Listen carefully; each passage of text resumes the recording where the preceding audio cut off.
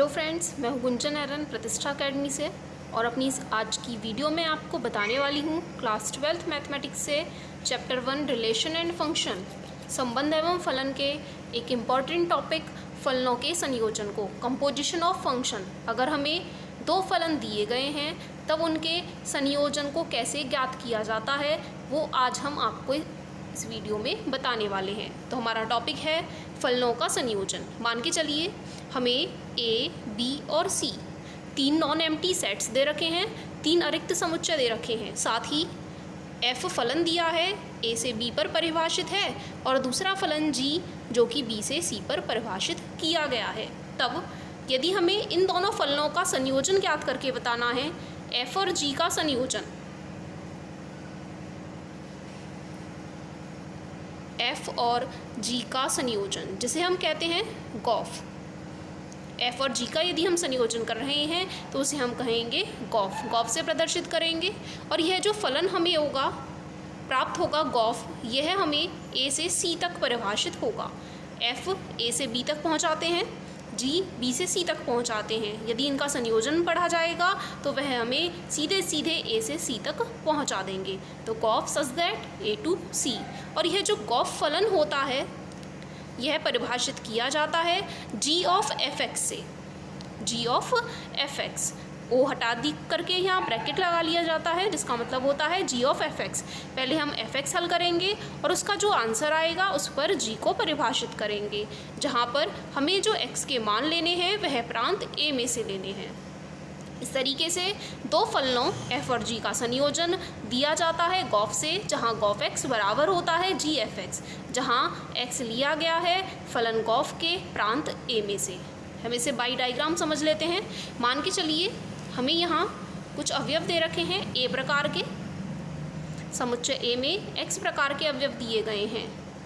एक फलन F A से बी तक जो परिभाषित किया गया है वह प्रत्येक अवयव x के लिए एक प्रतिबिंब fx प्रदान कराता है। साथ ही मान के चलिए अब दूसरी बार में एक फलन gx है जिसके प्रांत में b के अवयव लिए गए हैं जो कि fx के प्रकार के हैं और जो प्रतिबिंब देते हैं हमें g fx के प्रकार का। यह फलन है g जो कि परिभाषित है b से c पर। तो सबसे पहले एक फलन दिया गया था f जो हमें a से b पर पहुंचाता है, दूसरा फलन g जो कि हमें b से c पर पहुंचाता है। यदि हमें सीधे सीधे a से c पर जाना है तो यहाँ हमें लगाना होगा फलनों का संयोजन गॉफ, जहाँ g o f दिया जाता है g f x से, g ऑफ f x से। यह गॉफ जो फलन है a के प्रत्येक अवयव के लिए एक प्रतिबिंब g f x a से c में उपलब्ध कराता है। यदि हमें किन्हीं भी दो फलनों का संयोजन ज्ञात करके बताना है तो उसके लिए जो नेसेसरी कंडीशन होती है गॉफ के अस्तित्व के लिए, यदि गॉफ अस्तित्व में है तो इसका मतलब है वहाँ जो f का परिसर रहा होगा वह सदैव g के प्रांत का उपसमुच्चय ही रहा होगा। f का परिसर, यहाँ f का परिसर b के अवयवों में से कुछ अवयवों को लेकर के बनाया गया होगा या फिर b समुच्चय वह पूरा पूरा होगा। हमें चाहिए यदि हमें गॉफ पता करना है तो f का परिसर g के प्रांत का कोई ना कोई उपसमुच्चय ही होना चाहिए।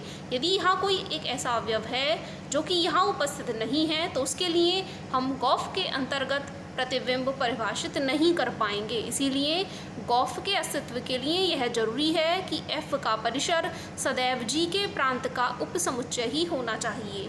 अब यहाँ हम जो संयोजन कर रहे थे f और g का कर रहे थे, यदि हमें g और f का संयोजन करना हो, पहला समुच्चय हमें g दे रखा है और दूसरा समुच्चय हमें f दे रखा है, तब हमें क्या करना होगा?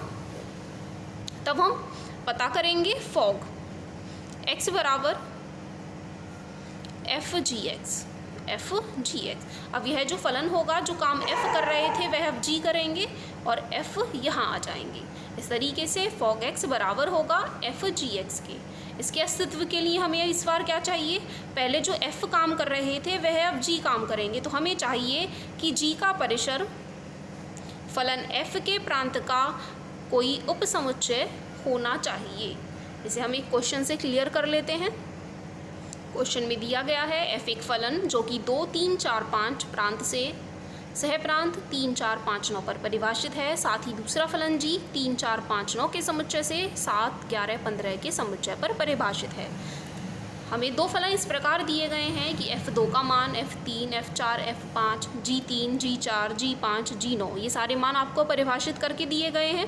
हमें गॉफ ज्ञात करके बताना है। सबसे पहले गॉफ का अस्तित्व होगा या नहीं, उसके लिए हमें चाहिए कि f का जो परिसर है वह g के प्रांत में से ही लिया गया हो। आप देख रहे हैं यह दोनों आपस में एक दूसरे के उपसमुच्चय हैं। इसका मतलब है यहाँ पर गॉफ परिभाषित किया जा सकता है, क्योंकि जो भी परिसर यहाँ आया होगा वह इन्हीं अवयवों से आया होगा और यह तो पूरा का पूरा ही बराबर बराबर है, इसीलिए गॉफ परिभाषित है। और सबसे पहले हम निकाल करके बताएंगे गॉफ, क्योंकि जो गॉफ प्रदर्शित किया जाता है वह पहले समुच्चय से जी के सहप्रांत सह परिसर पर ज्ञात किया जाता है। इसीलिए 2, 3, 4, 5 के लिए हमें अवयव निकाल करके बताने हैं, तो हम निकाल करके बताएंगे गॉफ 2 का मान, गॉफ 3 का मान, गॉफ 4 का मान और गॉफ 5 का मान। गॉफ 2 के मान को ज्ञात करने के लिए फॉर्मूला होता है गॉफ का GFX और यहाँ x का मान बराबर है 2 के, ऐसे हमने रख लिया GF2। और सबसे पहले हम लगा लेते हैं F2 का मान। आप यहाँ देखेंगे F2 का मान दिया गया है 3 के बराबर, इसीलिए G3 का मान, अब G3 का मान इस तरफ से देखेंगे तो यह बराबर है 7 के। इसी तरीके से मान करके चलिए हमें गॉफ 3 का मान निकाल करके बताना है, तो वह बराबर होगा GF3 के, क्योंकि फॉर्मूला होता है गॉफ का GFX, जहाँ x की जगह पर 3 लिखा हुआ है, तो यह बराबर हो जाएगा GF3 का मान 4 के बराबर है। अब हमें चाहिए G4 का मान।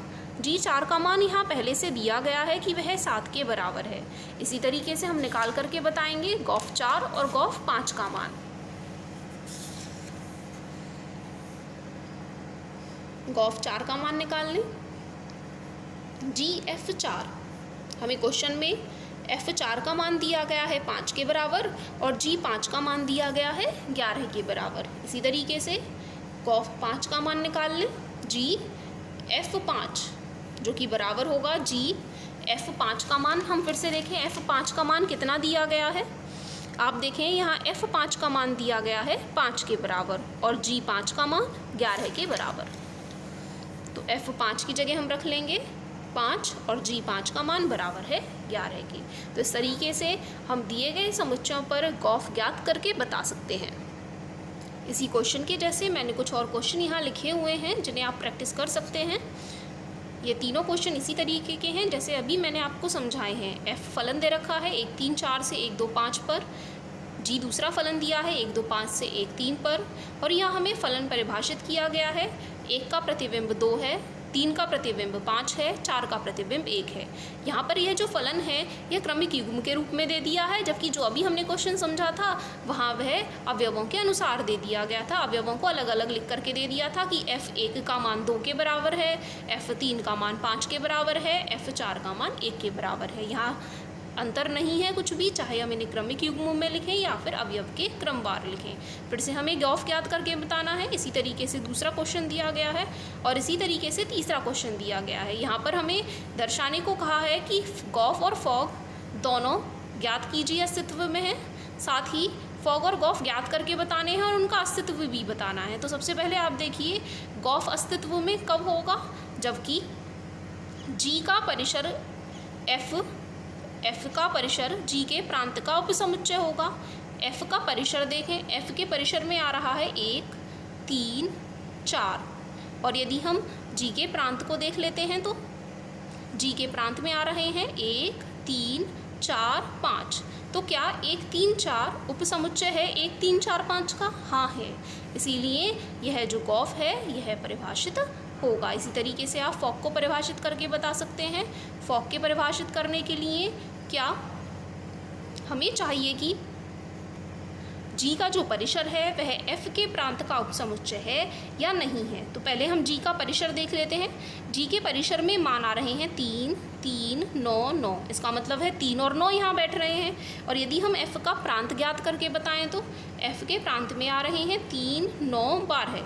फिर से आप देखें 3 और 9 हमेशा ही उपसमुच्चय होगा, 3 9 12 का, इसीलिए यहाँ गॉफ फॉग भी परिभाषित है। गॉफ पहले ही हम बता चुके हैं क्योंकि यहाँ F का परिसर G के प्रांत का उपसमुच्चय है, इसीलिए गॉफ भी परिभाषित है। साथ में मैंने तीनों क्वेश्चनों के आंसर भी यहाँ लिखे हैं, जिससे आप साथ ही साथ आंसर्स चेक कर सकते हैं। अब हम सेकंड टाइप के क्वेश्चन फलनों के संयोजन से सब पढ़ लेते हैं, जहाँ पर कि हमें फलन x के पदों में, y के पदों में, कोई भी अचर के पदों में, चर के पदों में दिए गए हैं। क्वेश्चन दिया है यदि एक फलन r से r पर fx बराबर cos x द्वारा दिया जाता है और दूसरा फलन g r से r पर gx बराबर 3x² द्वारा दिया जाता है, तो गॉफ और फॉग दोनों के लिए मान ज्ञात कीजिए। तो सबसे पहले हम ज्ञात कर लेते हैं गॉफ का मान। गॉफ x बराबर होता है gf fx के। ये फॉर्मूले के अकॉर्डिंग गॉफ बराबर होता है g ऑफ fx। अब सबसे पहले हमें यहाँ fx का मान लगा लेना है, तो fx का मान दिया गया है cos x के। इसके बाद gx, यह जो cos x है यह काम करेगा g फलन के लिए x का, तो हमें मान ज्ञात करना है gx का, जहाँ पर x का मान cos x के बराबर है। तो यदि हम यहाँ से तुलना करके देखें तो यह फलन इसी प्रकार का है, जहाँ पर हमें x की जगह पे रख लेना है cos x। तो x की जगह पर cos x रख लेने पर का होल स्क्वायर, यह हो जाता है 3 cos स्क्वायर x। इसी तरीके से निकाल लें फॉग x, यह बराबर होता है f g x के। इसका मतलब है पहले हमें लगा लेना है gx का मान, gx का मान बराबर है 3x² के। उसके बाद यह जो x का मान है यह हमें लगाना है फलन f के अंतर्गत। फलन f के अंतर्गत x fx का मान बराबर है cos x के। यदि हम यहाँ से तुलना करके देखें तो अब हमें x की जगह लगा लेना है 3x², तो यह आ जाता है cos 3x²। साथ ही आप ध्यान देंगे कि गॉफ x और फॉग x जनरली इक्वल नहीं होते हैं, जैसे इस केस में भी यह दोनों इक्वल नहीं हैं। चाहे तो आप इसे चेक कर सकते हैं, यदि हम x का मान 0 लगा लेते हैं तो 3 cos² x का मान cos 0 का मान 1 के बराबर होता है, इसीलिए यह मान हल करके हमें मिलेगा 3 के बराबर। जबकि यदि हम यहाँ मान लगा लेते हैं तो x की जगह 0 रखने पर यह पूरा मान गुणा में 0 हो जाएगा और cos 0 का मान हमें मिलेगा 1 के बराबर। तो यहाँ मान 3 प्राप्त हुआ, यहाँ मान 1 प्राप्त हुआ। इसका मतलब है कि यह दोनों मान आपस में बराबर नहीं हैं, इसीलिए गॉफ और फॉग जनरली इक्वल नहीं होते हैं। ये क्वेश्चन में पूछा भी जा सकता है। साथ में ये जोड़ देते हैं कि सिद्ध करके बताइए कि गॉफ और फॉग बराबर नहीं है। साथ ही कुछ और क्वेश्चंस आप प्रैक्टिस कर सकते हैं, जैसे कि कुछ क्वेश्चंस मैंने यहाँ लिखे हुए हैं जिन्हें आप प्रैक्टिस कर सकते हैं, जो कि इम्पॉर्टेंट भी हैं। पहले क्वेश्चन में fx भी दिया गया है, gx भी दिया गया है, तो हमें fog x का मान x सिद्ध करके बताना है और गॉफ x का मान भी x सिद्ध करके बताना है। आपको पिछले वाले क्वेश्चन की तरह ही इन्हें सॉल्व करना है, अपने आप आपको x मिल जाएगा सॉल्व करके। ऐसे ही दूसरे क्वेश्चन में प्रत्येक के लिए fog और गॉफ दोनों निकाल करके बताने हैं, जहाँ fx और gx परिभाषित करके दिए गए हैं। यदि fx का मान, अब यह एक फलन के ऊपर दूसरा फलन प्रत्यारोपित किया जा रहा है, फलनों के संयोजन में खुद से ही संबंध ज्ञात किया जा रहा है, इसको हम कहेंगे FOFX। यहाँ सिद्ध करके बताना है कि यदि fx का मान इतना दिया गया है तो FOFX का मान x के बराबर होगा। यह हो जाते हैं कुछ और एग्जाम्पल्स जो x के पदों में लिए गए हैं, और दूसरी तरीके के एग्जाम्पल्स भी समझ लेते हैं। क्वेश्चन है यदि f, g और h तीन फलन r से r पर परिभाषित किए गए हैं तो सिद्ध करके बताना है f प्लस जी ओ एच बराबर होगा FOH प्लस GOH के। इसे सिद्ध करने के लिए हम LHS लेकर के चलते हैं, जो कि दिया गया है f प्लस GOH। साथ में हम इसके पीछे x लगा लेते हैं, माना यहाँ x प्रकार के अवयव दिए गए हैं। तब इसे हल करने पर हम पता है o हटा करके यहाँ फलनों की गुणा कर दी जाती है, तो इसीलिए f प्लस GOH को हम हल करने पर लिख सकते हैं f प्लस GHX। जैसे FOG बराबर होता है FGX के, इसी तरीके से f प्लस जी को हमने अलग किया और HX को अलग कर लिया है। यदि हम इनके अंदर गुणा कर लेते हैं f की गुणा HX में करने पर FHX, इसी तरीके से g की गुणा HX में कर लेने पर GHX। अब आप देख रहे हैं जैसे कि फॉग और गॉफ में हमने पढ़ा था, फॉग x बराबर होता है FGX के। इसी तरीके से हम इसका उल्टा भी पढ़ सकते हैं, एफ ऑफ जी एक्स बराबर होता है एफ ऑफ जी एक्स के। वही स्थिति यहाँ बन रही है, एफ ऑफ एच एक्स लिखा जा सकता है f o h of x का। इसी तरीके से इसे हम लिख सकते हैं g o h of x का। दोनों में से यदि हम एक्स कॉमन निकाल लेते हैं तो यहाँ मिल जाएगा f o h x, x को हमने बाहर निकाल लिया, जी ओ एच एक्स में से भी एक्स को बाहर निकाल लिया और एक उभयनिष्ठ एक्स को हमने इसके पीछे लगा दिया। तो इस तरीके से यदि हम दोनों तरफ एक्स एक्स हटा देते हैं तो हमें प्राप्त होगा एफ प्लस जी ओ एच बराबर एफ ओ एच प्लस जी ओ एच। इसी में एक पार्ट और है, उसे भी समझ लेते हैं। सेकेंड पार्ट में गुणा में दिया गया है, सिद्ध करके बताना है। F dot g o h बराबर होगा f o h dot g o h के। फिर से शुरुआत करते हैं एल एच एस से लेकर के। हमने एल एच एस को लिखा f dot g o h के साथ में एक्स लगा करके, जो कि बराबर होगा एफ डॉट जी को हम अलग कर लेते हैं और एच को एक्स के साथ अलग हल कर लेते हैं, तो एफ डॉट जी अलग एच एक्स अलग। फिर से इनकी गुणा कर लेने पर एफ एच एक्स अलग हमें मिल जाएगा, साथ में गुणा में जी के साथ एच एक्स को हम अलग लिख सकते हैं। फिर से वही स्थिति आ जाती है, एफ ऑफ एच एक्स को लिख सकते हैं f o h of x. इसी तरीके से यहाँ बदल लेते हैं जी ऑफ एच एक्स को जी ओ एच ऑफ एक्स। दोनों में से यदि हम एक्स कॉमन निकाल लेते हैं तो हमें प्राप्त होगा f o h into g o h of x. यदि हम दोनों स्थितियों में एक्स एक्स हटा लेते हैं तो यह मान बराबर होगा आर एच एस के। इस तरीके से f dot g o h बराबर होगा f o h dot g o h. तो यह हो जाता है फलनों के संयोजन से संबंधित टॉपिक और उससे संबंधित सवाल। आपकी बुक्स में और भी बहुत सारे क्वेश्चंस दे रखे हैं जिन्हें आप प्रैक्टिस कर सकते हैं और अपने कॉन्सेप्ट को और भी क्लियर कर सकते हैं। अगर आपको वीडियो अच्छी लगी हो तो लाइक और शेयर ज़रूर करें। Thank you.